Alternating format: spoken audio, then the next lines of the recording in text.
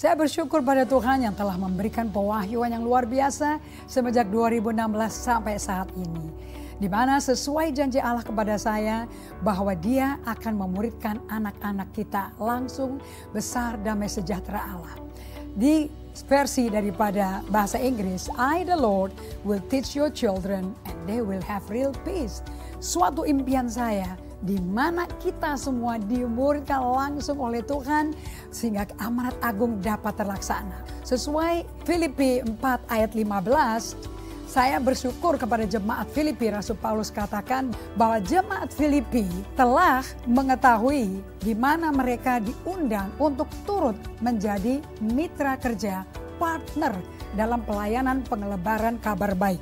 So dikatakan dalam versi TSE, Paulus berkata, pada waktu aku meninggalkan pertama kali dari Makedonia untuk memberitakan kabar baik tempat lain.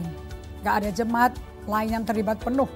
Maksudnya sungguh-sungguh menjadi sahabat sekerja saya dan yang menerima berkat juga karena berulang kali mendukung saya dengan dana. Hanya kalianlah yang mendukung seperti itu. Saya mengundang Bapak Ibu sekalian, saudara-saudara yang terkasih yang telah mengikuti pembelajaran Bible Study Indri Gautama dengan Pastor Indri Gautama. Anda bisa ikut tidak saja menerima pelajaran tapi bermitra menjadi kawan sekerja saya. Sehingga pelayanan ini bisa tersebar di seluruh Indonesia. Karena pelayanan partnership ini dikatakan oleh Rasul Paulus adalah pelayanan di mana pemberian Anda akan merupakan suatu persembahan yang harum bagi Allah. Dan Anda akan menerima persembahan itu diterima di kenan Allah. Maka doanya Rasul Paulus kepada jemaat yang berpartner menjadi kawan sekerjanya untuk menyebarkan kabar baik ini. Allah yang saya layani akan membalasnya dengan mencukupi segala kebutuhan Anda. Karena Dia akan limpahkan segala kekayaan rohani dari surganya yang mulia kepada Anda semua yang bersatu dengan Kristus Yesus. Kerinduan saya bagi Anda yang sudah pernah menjadi mitra kerja, kembali bergandengan tangan untuk berpartner. Dan juga Anda yang baru bergabung di Maret 2020 sampai saat ini dengan setia, saya undang untuk juga berpartner. Lihat apa yang Allah akan lakukan dalam hidup Anda karena kesetiaan Anda. Terima kasih, Tuhan berkati. Shalom, happy weekend semuanya. Saya percaya setiap hari Sabtu itu hari yang Anda nanti-nantikan. You can go with your family ke supermarket, ke pasar basah, ke pasar ikan. Wow, yang ada di Bali ya, senang sekali. Saya sangat diberkati dengan ikan-ikan fresh dari Bali. Well anyway, saya mau semua Anda hari ini, really saya respect, saya honor Anda. Duduk diam. Seperti Maria duduk diam di kaki Yesus. And just listen, pay attention. Oke, saya baru belajar bahwa orang yang kenal jiwanya adalah orang yang fully paying attention kepada dirinya, kepada jiwanya.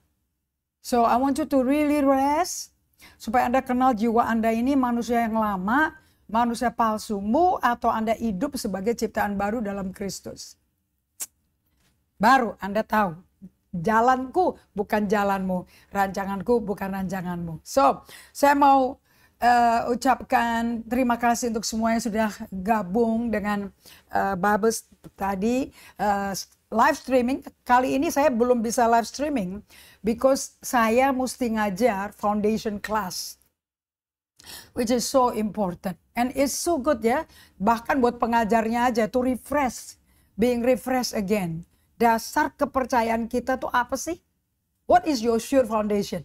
Anda tuh jadi pengikut Kristus, kepastianmu apa sih? Yesus. So what is about Jesus? So udah Yesus terus diapain Yesusnya? Karena kalau kita ngomong tentang bangunan Allah, gedung, karena gereja adalah bangunan Allah, tubuh Kristus, betul ya? Itu kan yang penting apa dari bangunan itu? Fondasi, bukan bangunan.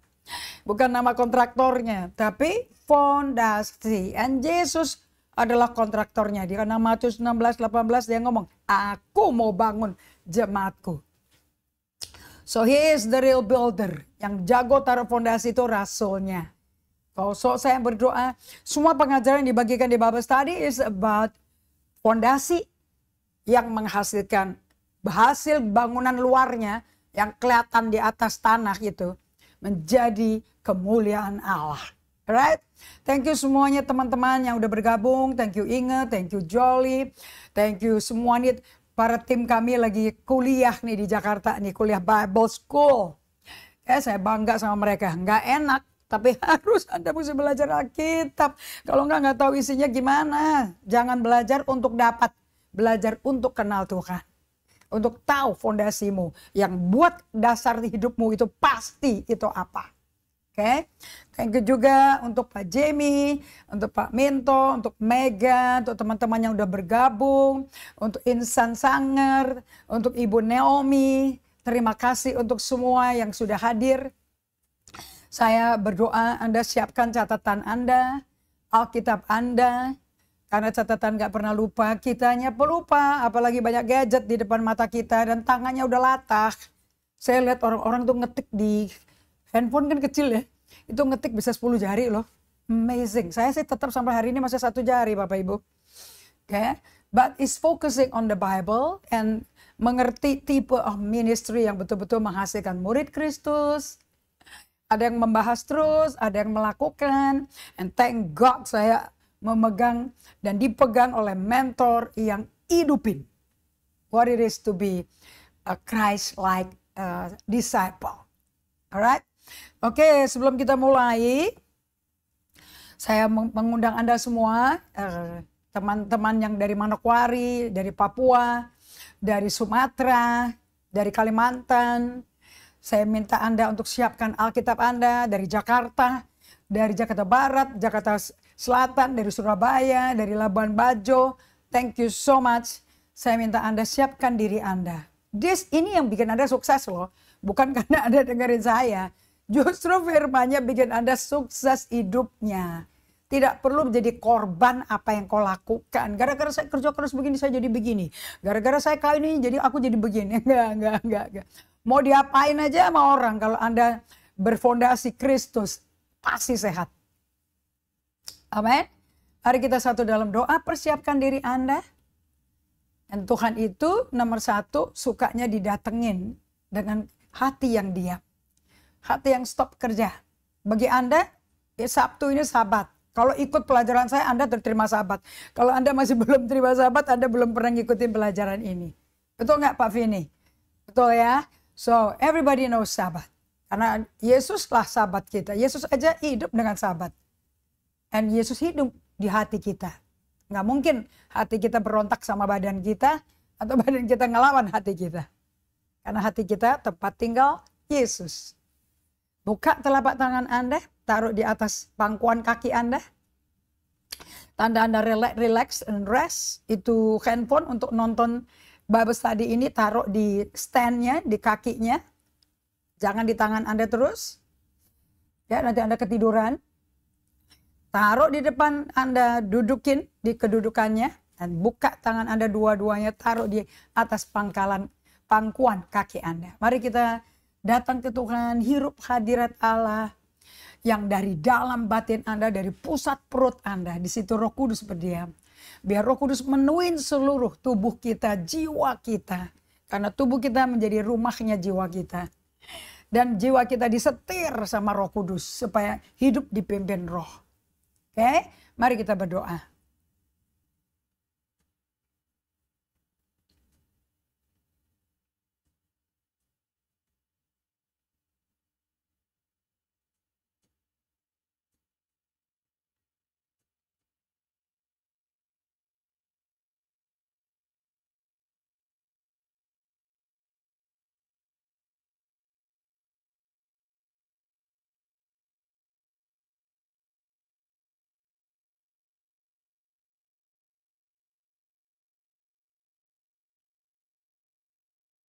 Pak Surgawi, terima kasih. Kami bisa berada di hadirat-Mu. Thank you, Kau menolong kami. Kami berikan akses penuh. Kau melakukan apa yang Kau mau lakukan di jiwa kami. Please be free. Kami butuh untuk disembuhkan, dipulihkan, dioperasi dari dalam batin kami. supaya keluarnya keindahanmu dari dalam. Jaga hati kami, karena dari dalam hati kami terpancar kehidupan Kristus. So aku minta tolong Roh Kudus buat kami semua latihan berdiam, supaya kehidupan Kristus saja yang keluar di dalam nama Yesus. Amin. Favor of God. Oke, apakah Anda menikmati pelajaran tentang Abba Elias? Are you enjoying Abba Elias? Ternyata semua yang betul-betul melakukan solitude silence. Henry Nouwen dalam bukunya The Way of the Heart berkata bahwa tidak ada orang bisa menjadi orang spiritual, gak bisa orang rohani, kalau tidak pernah menghidupi kehidupan irama slowing down atau kontemplasi. Right? And slowing down kita membuat kita bikin space buat Tuhan dengan cara solitude and silence. Right?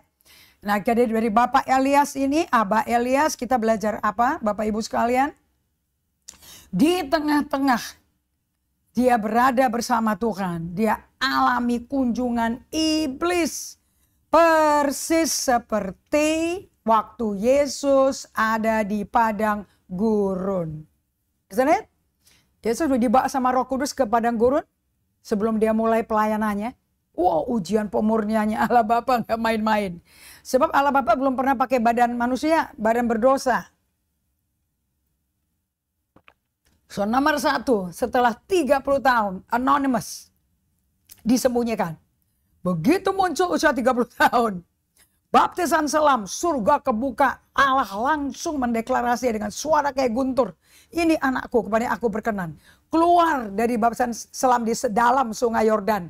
Bukan baptisan percik ya.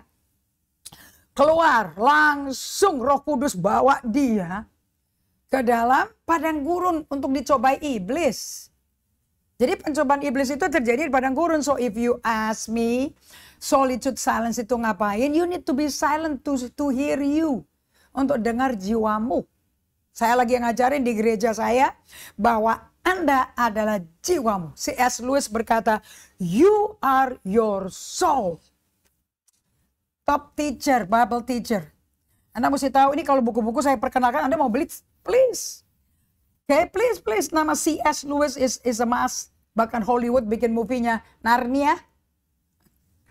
Okay, so Chronicles of Narnia, tawarikhnya Narnia, kronologis ke Narnia. And also dari Dallas Willard. Saya berdoa ya, semua hamba Tuhan tuh beli loh buku ini. You cannot not buy this book.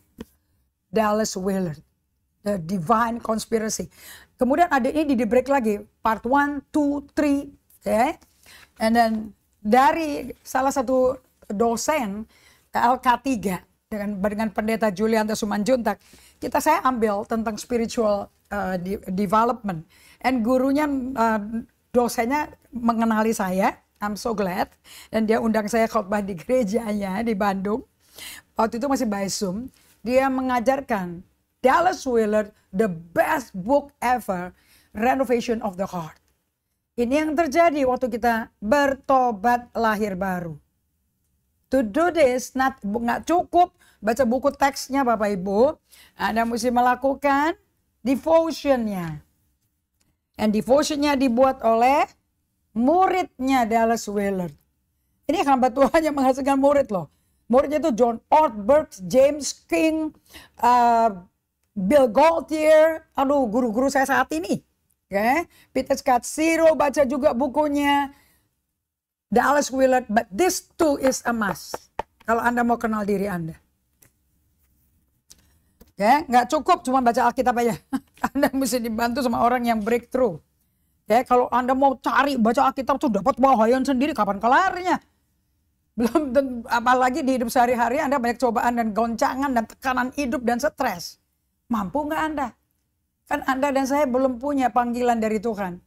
A woman after God's own heart. Saya belum loh dikasih gelar sama Tuhan. Aku wanita yang memiliki hati yang berkenan pada Tuhan. And nor you. Betul apa tidak? Nah ini Abba Elias, Henry Nouwen ini bicara tentang orang-orang yang memiliki hati serupa Tuhan. Alias udah jadi murid Kristus yang berbuah roh.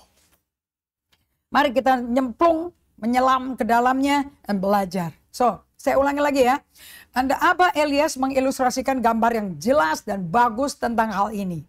Tentang hal apa? Tentang hal seperti Henry Nouwen katakan, bahwa pada waktu Anda melakukan solitude and silence, you are really facing 100% yang namanya struggle and danger. Anda menemukan bagian Anda yang struggling, dan Anda menemukan bagian Anda itu slide 150, dan Anda menemukan bagian Anda yang ternyata so dangerous. Kenapa kok dangerous? Because ada bagian kita yang namanya manusia lama. That struggle that is so dangerously real by living the whole of your life as one long defense against the reality of your condition. Karena Anda mencoba menyelamatkan diri Anda dengan membuat pertahanan terhadap realita kondisi Anda. One restless effort dengan upaya yang bikin Anda gelisah untuk meyakinkan diri Anda bahwa Anda tuh bijak. Tapi Anda jadi bijak itu gara-gara Anda berupaya.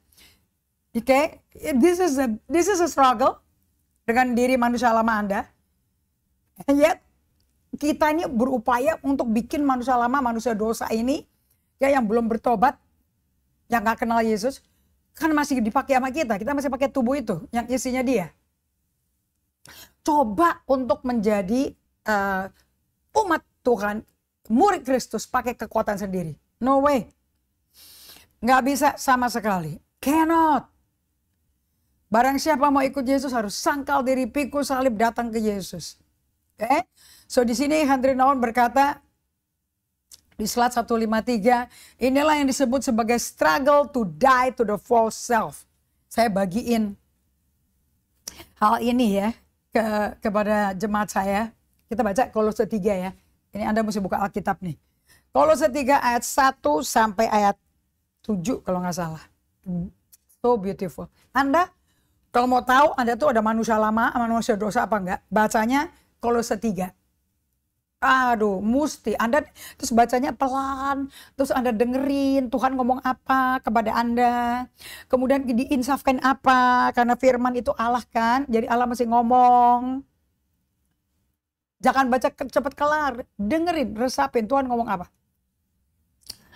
Ya, saya disadarin banyak melalui ayat ini. Karena itu, kalau kamu dibangkitkan bersama dengan Kristus, sesuatu yang dibangkitkan berarti mati kan?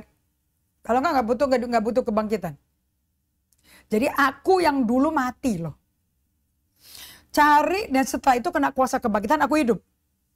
Nah setelah yang hidup itu, carilah perkara yang di atas. Kalau nggak dia nggak hidup. Di mana Kristus ada duduk di sebelah kanan Allah. Yang hidup itu dibangkitkan. Pikirkanlah perkara yang di atas, bukan yang di bumi.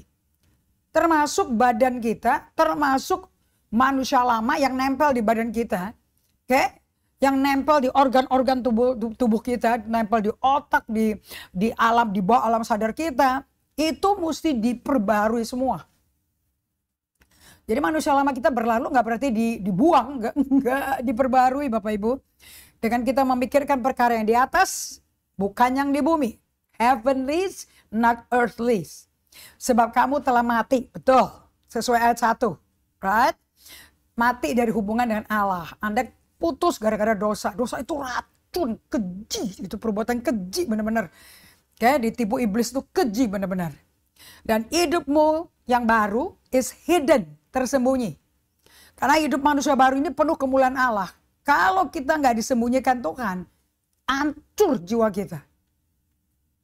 Hidupmu yang baru ini tersembunyi bersama dengan Kristus di dalam Allah. Tersembunyi itu, kemuliaannya itu tersembunyi artinya apa sih? Kayak Yesus. Dia kan nggak setiap hari berjalan dengan tubuh dipermuliakan kan? Anda tahu kan tubuh dipermuliakan kayak apa? Matius 17 ayat 1-3. Tiba-tiba Yesus di gunung dipermuliakan dan Mount Transfiguration, dia berubah penampilan, mengkilat. Terus si Petrus, Yohanes, Yakobus yang diajak shock kan. Terus yang pinter ngomong baru mikir belakangan siapa? Petrus berkata, wow. Terus dia diliatin loh, mata rohani mereka dibuka loh sama Tuhan. Diliatin ada Musa, ada Elia sama Yesus. Kemudian si Petrus ngomong apa? Aku mau bikin bait Allah buat Musa, Elia, dan engkau Yesus. Dia mau bikin sinode Bapak Ibu. Makanya sinode banyak di bumi. Oke? Dan langsung Allah intervensi dan intersepsi. Ngoceh hanya si Petrus.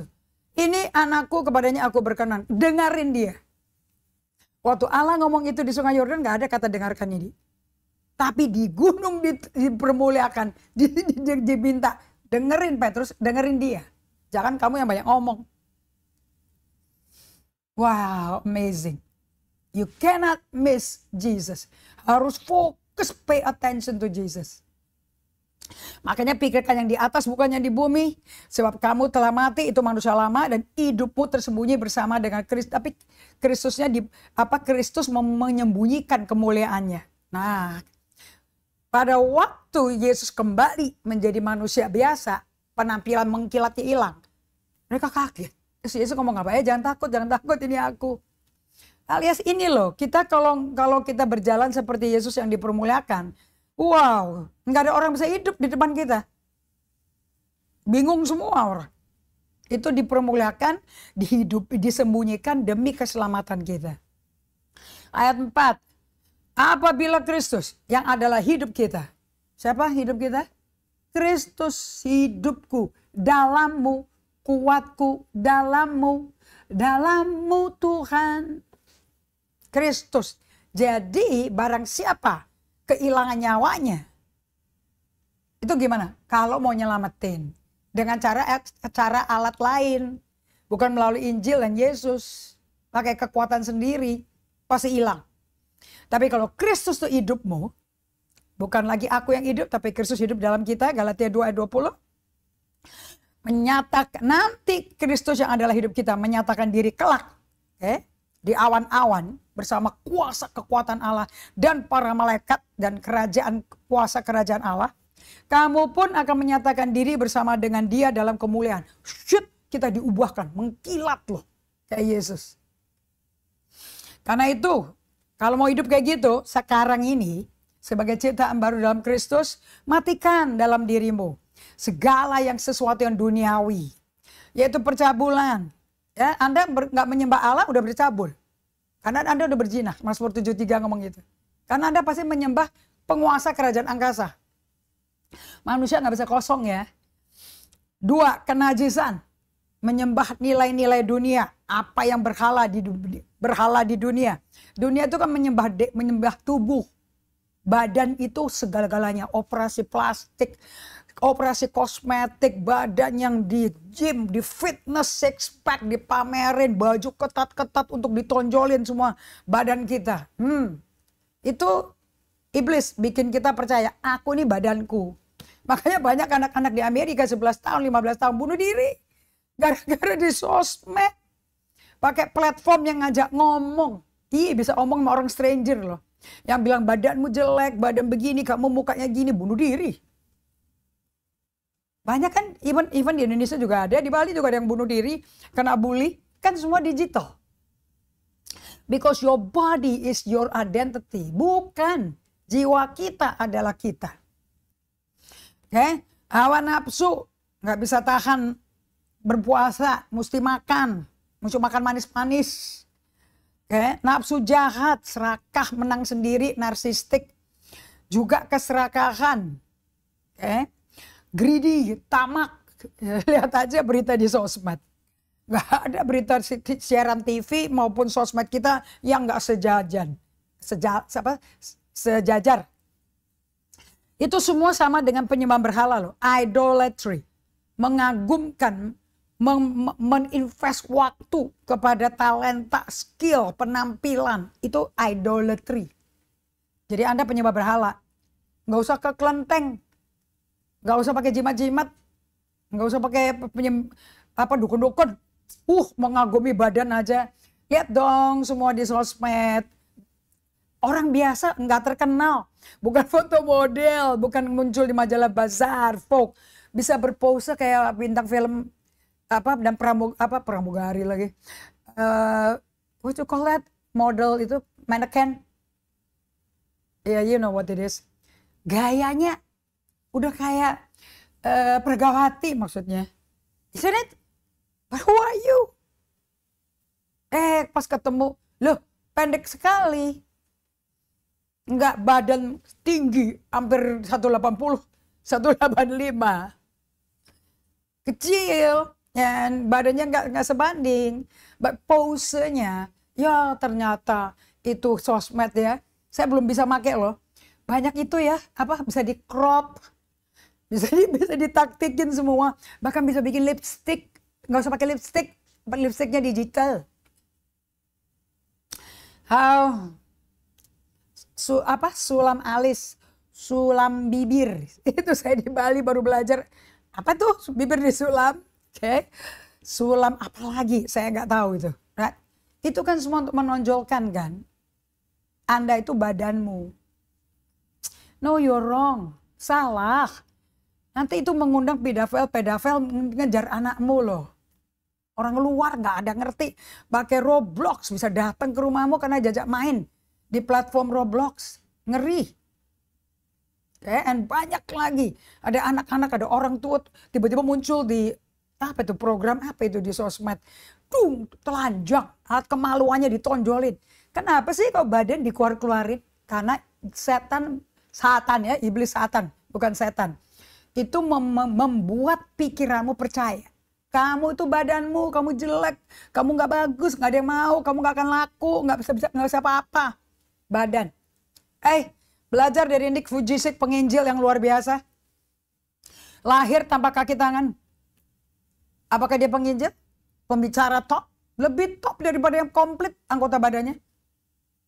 Dan nggak ada yang seksi, Nick Vujicic. Tapi dia cinta jiwanya, cinta jiwa-jiwa orang. Kenapa kok jiwanya mesti diselamatin? Karena Anda adalah jiwamu. Lanjut ya. Ayat yang ke-7. Dahulu kamu juga ayat ke-6. Semuanya itu mendatangkan murka Allah. Penyembahan berhala adalah orang-orang yang durhaka. Mendatangkan murka Allah. Aduh, udah tengah mati, Yesus mati di kayu salib. Masa Anda mau hidup lagi di bawah murka?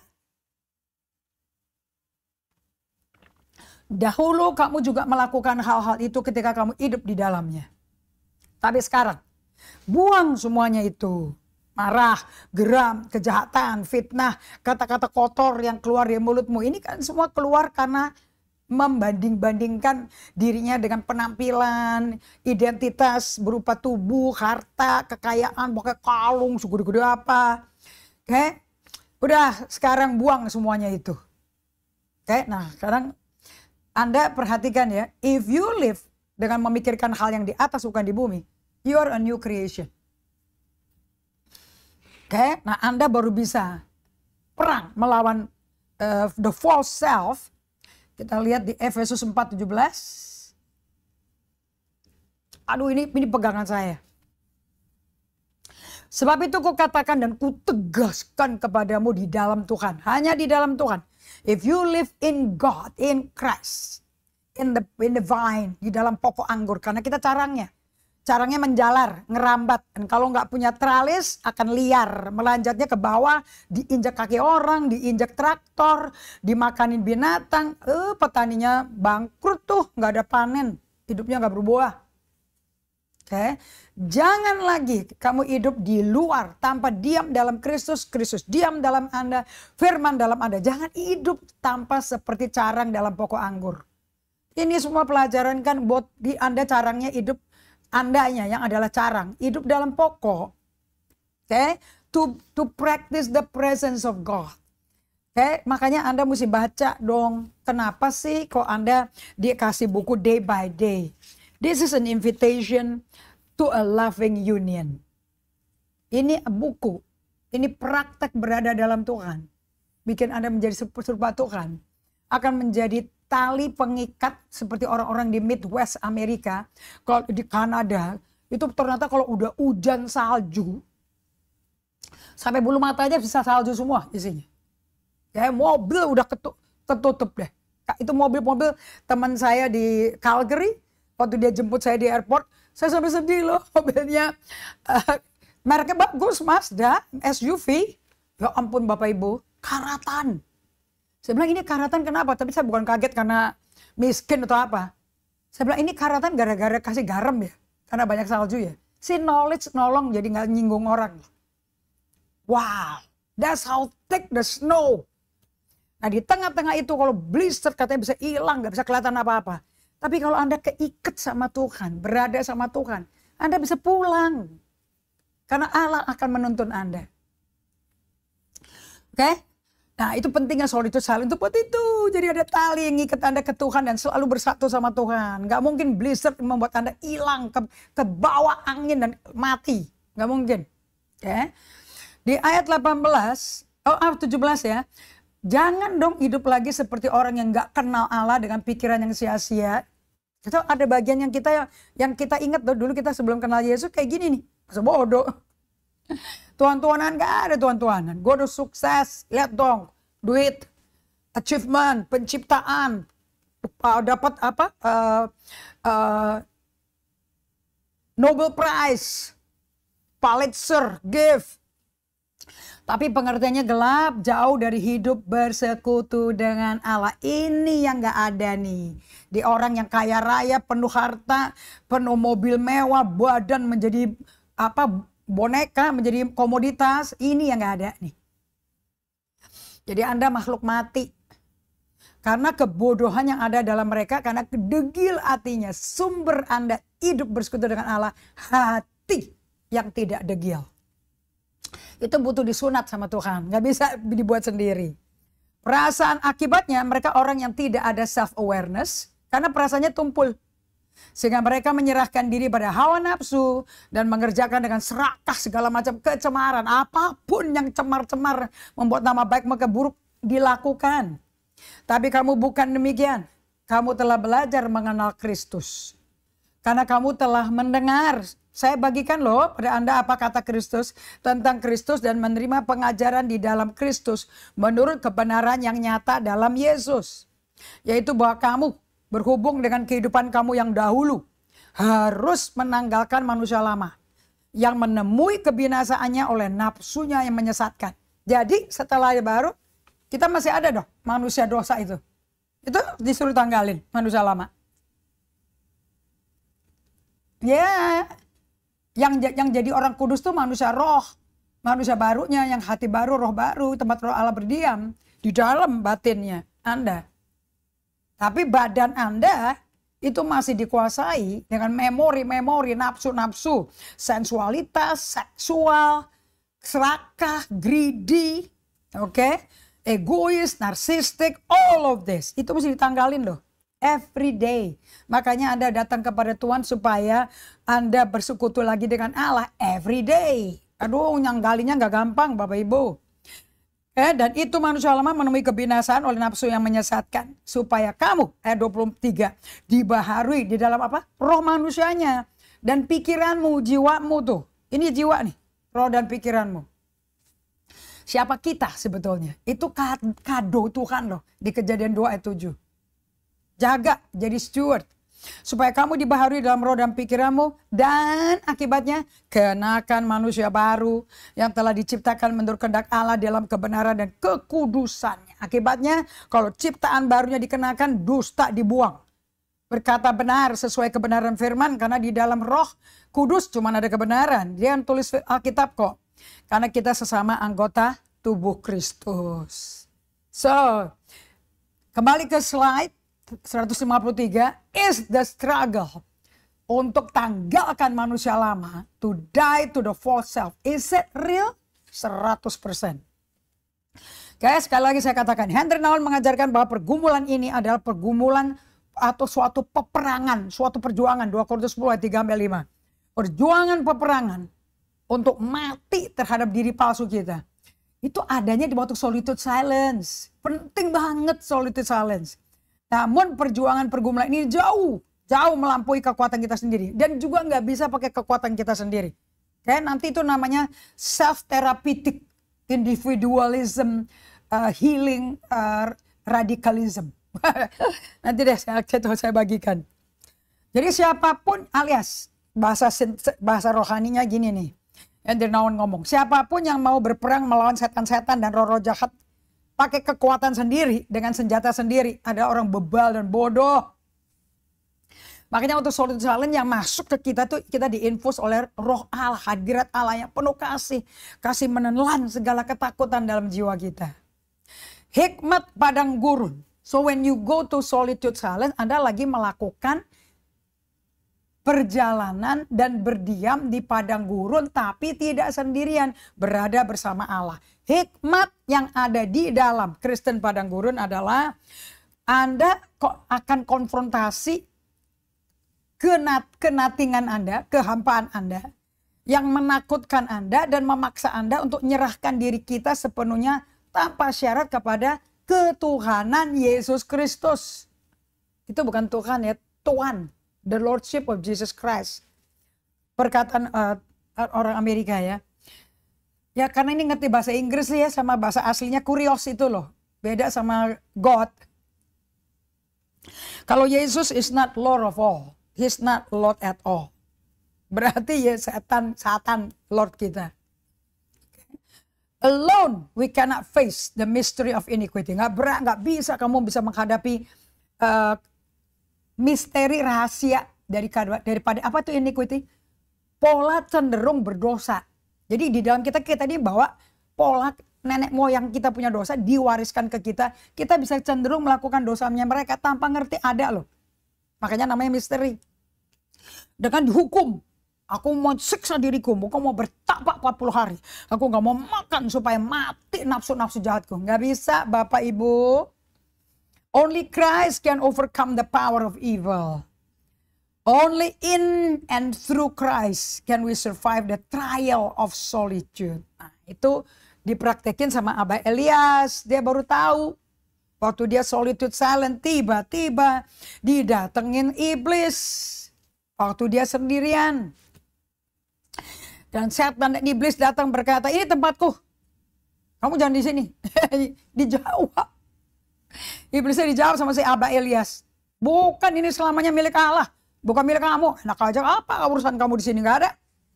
Oke. Terus si setannya nggak nyerah. Iblis bawa setan-setannya.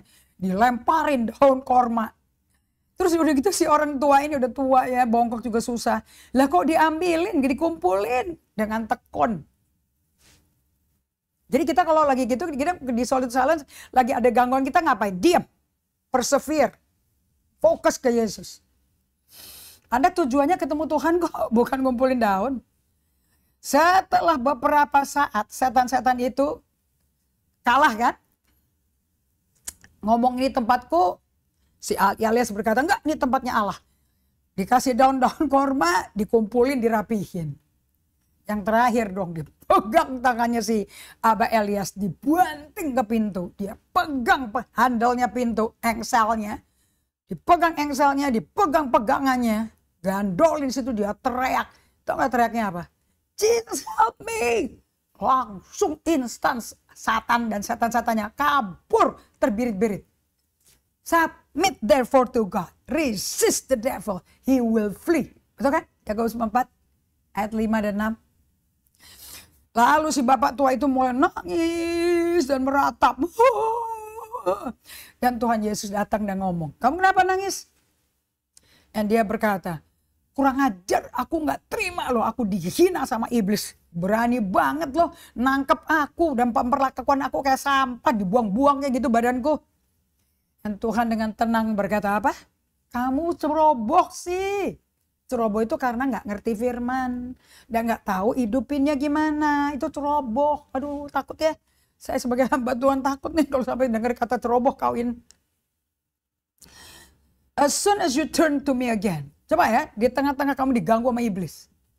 Kamu berbalik padaku.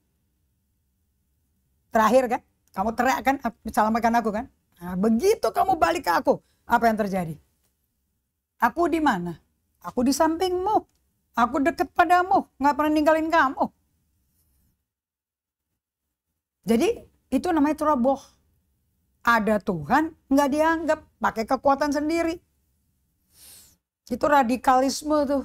terapi radikalisme, menghilangkan radikalisme di dalam individualistik kita pakai kekuatan kita. Nggak bisa. Butuh kuasa Roh Kudus. Butuh nama Yesus.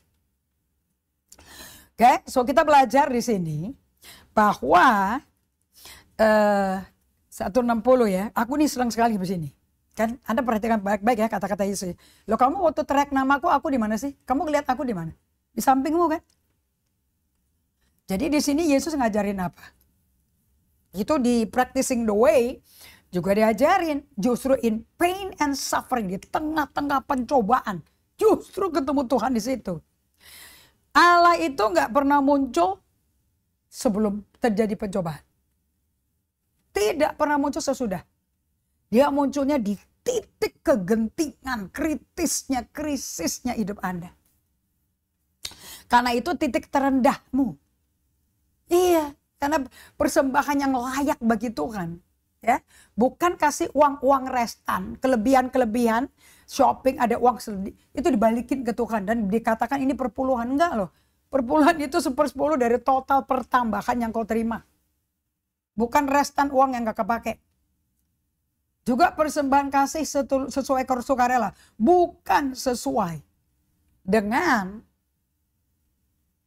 apa mau-maunya Anda. Sukarela memberi dalam kasih.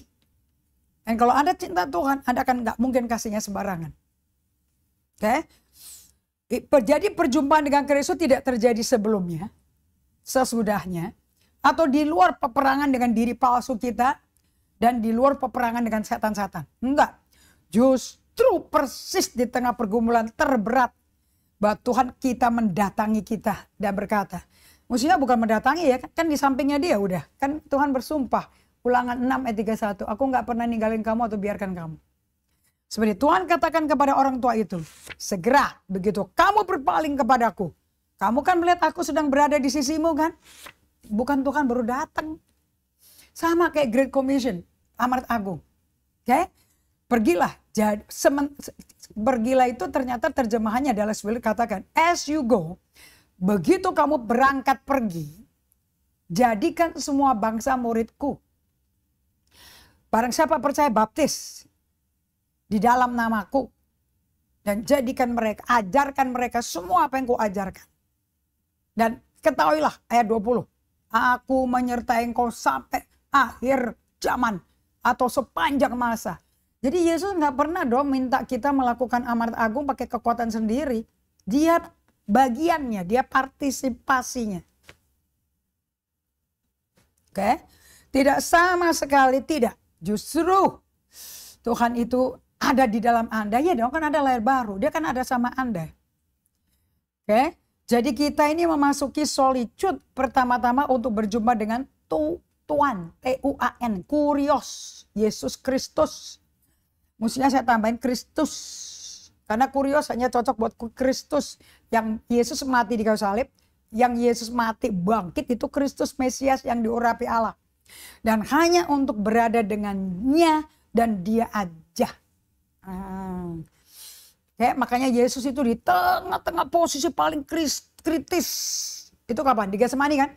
Bapak kalau bisa. Itu. Sebelumnya kan dia gak teriak-teriak. Sesudah selesai menghadapi kritis dan ketemu Yesus, ketemu Allah Bapaknya. Dia langsung berdiri, kita berdiri. Itu kuasa kegelapan udah datang.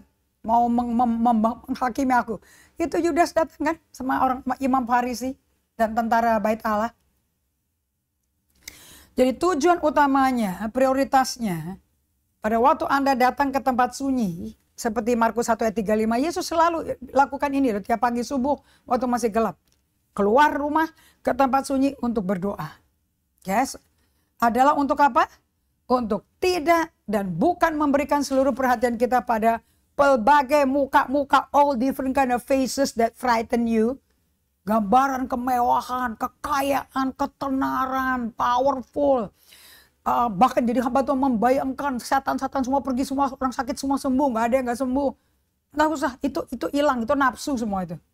Yesus aja gak pernah nyembuhin semua orang kok waktu di bumi. 33 tahun loh. Tapi untuk mata, pikiran, dan hati kita terus dilatih bertahan memandang kepada Tuhan. Karena dialah penyelamat ilahi kita. Ini namanya, Bapak-Bapak Ibu sekalian, kalau Anda baca buku Day by Day dari Peter Scazzero sebagai latihan kita, Anda buka di halaman, bahasa Inggris ya bukunya ya. I'm sorry, aku nggak bawa bahasa Indonesianya. Ini konklusinya, why do you do day by day? Solitude, silence, and stillness. Closing thought.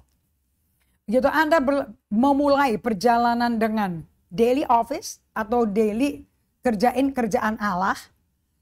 I encourage you to allow, saya mendorong Anda untuk mengizinkan banyak waktu, a lot of time, and practice, dan praktek untuk buat kemajuan dalam hal ini. Beberapa dari kita memiliki irama-irama yang memberi kehidupan. Jadi mengulangi, mengatur ulang hari-hari kita untuk berhenti, untuk berada bersama Yesus adalah suatu peralihan gede-gedean luar biasa. Dari yuk doa yuk, yuk puasa yuk, yuk nyanyi yuk, yuk bikin drama yuk, yuk khotbah yuk, yuk bersaksi yuk, dari yuk ke misi yuk. Tapi nggak pernah ngisi bensinnya berada bersama Tuhan. Oh, untuk tiba-tiba diam, latihan diam dan rutinitas. Sebagai irama hidup baru, itu major shift. Nah, dengerin ini. Tambahkan kepada realita ini adalah major shift. Bahwa this little silence, walaupun kecil, 2 menit awal, 2 menit akhir, keheningan itu, yang ada di dalam budaya kita, atau keluarga origin kita, bahkan di gereja-gereja. Dan tantangan ini bisa rasanya ini sangat kewalahan, bikin kita kewalahan. Walaupun kecil silence-nya, tapi hidup kita kayak disiksa. Tapi saya bisa pastikan loh Bapak Ibu, kata Peter Scazzero, kalau Anda mau persevere, tuh kan, Henry Nouwen juga ngomong persevere, tahan, jangan keluar masuk. If you can persevere, then ask the Holy Spirit for help. Minta tolong Roh Kudus. Roh Kudus itu mesti diajak ngomong. Anda mesti datang ke Roh Kudus. Kalau doa jangan ngomong Tuhan, no. Allah Roh Kudus. Anda akan menemukan Allah sedang menantikan Anda. You will find that God has been waiting for you. Bukannya kita yang nunggu Allah, Allah yang nungguin kita. Sama kepada pengalaman Abah Elias nih. Oke, lihat Mazmur 46 ayat 11 ya. Saya bisa pastikan bahwa kalau Anda mau bertekun, bertahan, minta tolong Roh Kudus untuk ditolong, Anda akan menemukan bahkan kenyataannya, faktanya Allah telah menantikan Anda. Dan Anda juga akan mengenal Dia dengan cara-cara yang belum pernah Anda alami sebelumnya, yang hanya dapat terjadi melalui silence. Nah, itu terbukti di Mazmur 46 ayat 11. Berdiamlah dan ketahuilah aku Allah. Tuh, jadi Anda hanya bisa kenal Allah kalau Anda diam loh. Your listening to God muscle, nah ini catat nih. Otot-otot mendengar Allah akan pelan-pelan dibentuk. Tapi pasti terbentuk. Persis kayak bentuk bicep tricep pakai barbel. Sama. Kan waktu ngangkat barbel enteng 0,5 gram juga nggak kerasa kan, 500 gram, sekilo kan nggak kerasa kan. Beda dong sama orang yang udah bisa naik angkat 100 kilo barbel, beda. Itu kan bisa naik ke situ kalau dari kecil. Dan dengan kasih karunia Allah, kapasitas Anda untuk mampu berdiam bersama Yesus akan berkembang, berenlarge, semakin berekspansi dan diperkuat. Yang paling penting, Anda akan menemukan jutaan orang-orang lain yang juga telah hidup dari masa ke masa, telah mencintai Tuhan melalui praktek ini, dan betul mereka mengalami Tuhan. Dan mereka semua berkata, Mazmur 6:33, bahwa kasihnya lebih baik daripada hidup. Hidup ini lebih baik daripada kasih setianya. Oh dear. So, Anda kalau berdiam diri melakukan solitude silence, Anda akan memberikan seluruh keberadaan tubuh, perhatian, semua emosi-emosi negatif Anda, semua Anda serahkan ke Tuhan. Nanti muka-muka yang kayak monyet-monyet lompat-lompat di pikiran, bayangan Anda nyetir mobil mewah, Anda posisinya tinggi jadi direktur, itu impian, oke? Itu akan hilang. Karena tujuannya bukan mimpi visi, tujuannya ketemu Tuhan muka ke muka. Oke? Nah, kalau Anda ngalami seperti ini, Anda ngalami yang namanya the costly grace. Kasih karunia mahal yang diperkenalkan oleh Dietrich Bonhoeffer. Ini pengajar menjadi murid Kristus otentik. Ini martir nih, abad 20. Matinya ditembak oleh Nazi umur 39. Bukunya.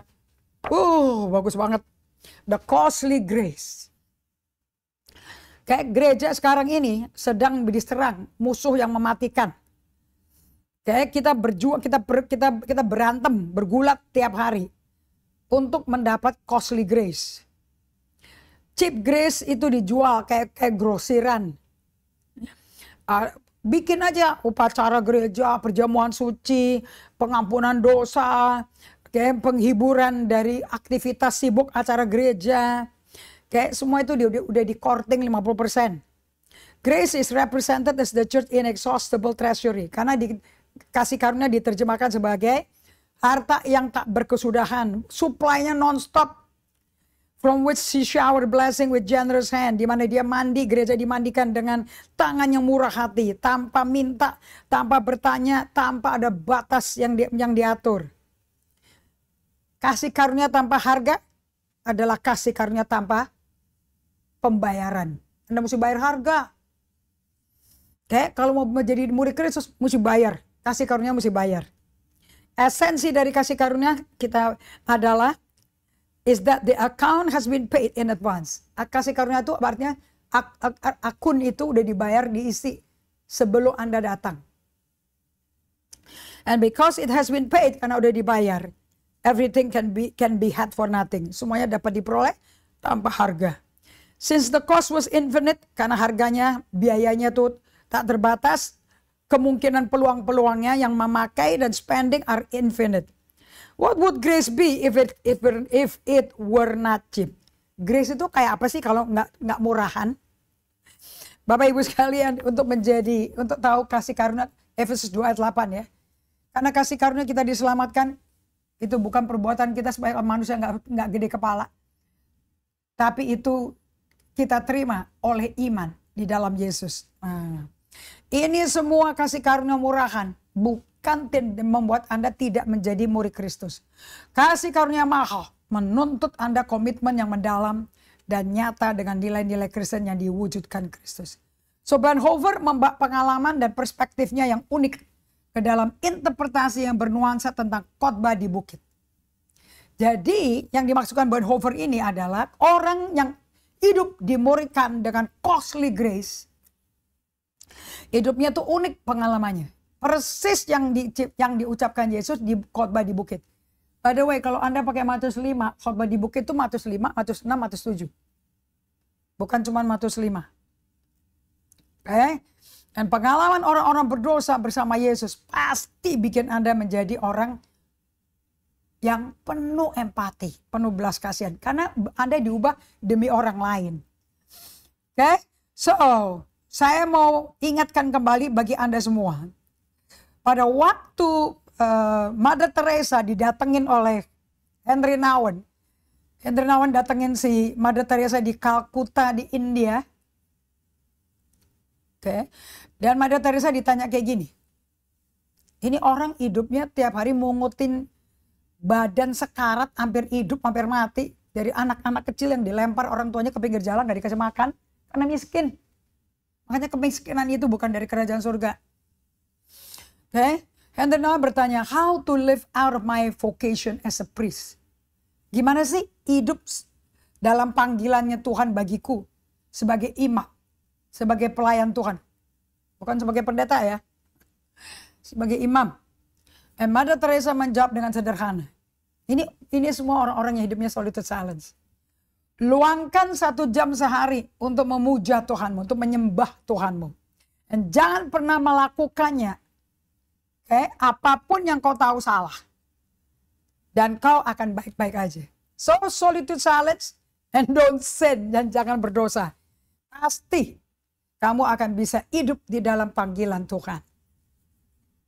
Namun seperti semua murid Yesus yang agung, Mother Teresa menegaskan kembali kebenaran bahwa pelayanan hanya dapat berbuah hanya jika tumbuh dari pertemuan langsung dan akrab intim dengan Tuhan kita. Dan di mana Anda bisa ketemu Tuhan langsung? Melalui siapa? Solitude, silence, and stillness. Kalau Anda nggak lakukan itu, Anda nggak punya kehidupan Kristus. Mau nginjil gimana? You cannot give what you don't have. Bukankah itu benar? Itu perkataan Rasul Yohanes loh. Yohanes 1 ayat 1. 1 Yohanes 1 ayat 1, bukan nomor 1 ya.